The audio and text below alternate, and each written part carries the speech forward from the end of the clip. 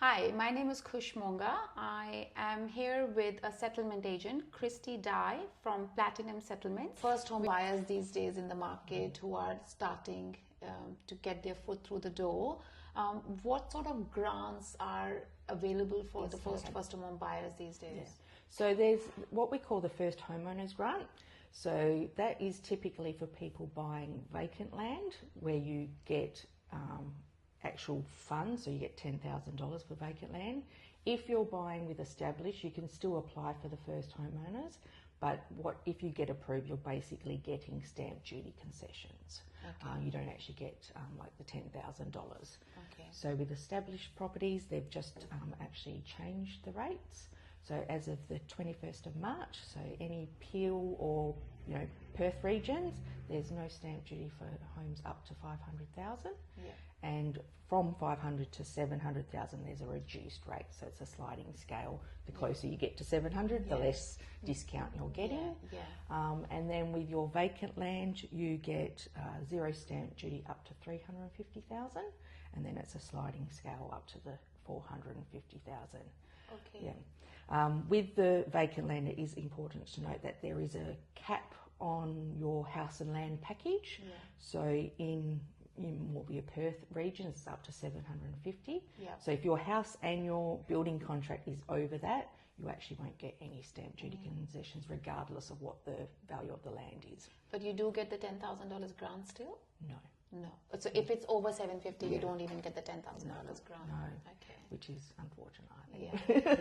Yeah. And then if it's more north parallel, that's sort of more remote, it's up to $1 million, so you have a bit more. But generally what I'm sort of dealing with is usually that 750 cap. 750 cap. And you have to have signed a building contract. If you haven't, then will have to apply for it afterwards, which means you're paying your full stamp duty, and then you just claim any rebate back. Okay. So just in relation to the first homeowners again, if they are buying an established home, is there a time limit they have to move into the house to be able to be eligible to get the $10,000 grant or the stamp duty waiver?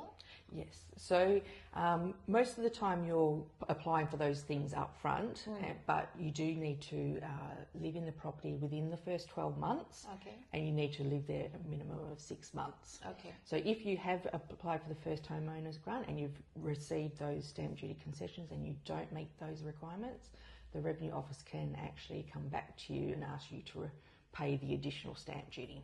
Okay. And if it was land, then you would have to pay back the $10,000. Okay. And I have had incidents of that. It's good. For different reasons, people intended to move into them, and then their circumstances have changed, and they've sold it either early or they've decided to turn it into investment property, things like that. So. Okay. So basically, if they are buying a home and land package, they get a $10,000 grant, and then they can get stamp duty waiver if the block size, that block is below the 350 and their home and land package below 750. That's right. If they build a house, they have to live in that house for the 6 months out of the 12 months. Yes. That 6 months can be the first 6 months or the latest 6 months. That's right. Yeah, or it could be in the middle. In the middle, yes. So as long as it's within that first 12 months. But if they're buying an established property, there is no $10,000 grant on it. That's right. If it's a brand new established property, they can still get it? So if they're buying a brand new established property from a developer and it's never been lived in, they can also, that's considered like a house and land package basically. Yeah. Okay. But instead of you signing up with a builder, the developer's already done it all for you. Okay. And then, Yes. Okay, great. Okay. That's good. Good to know.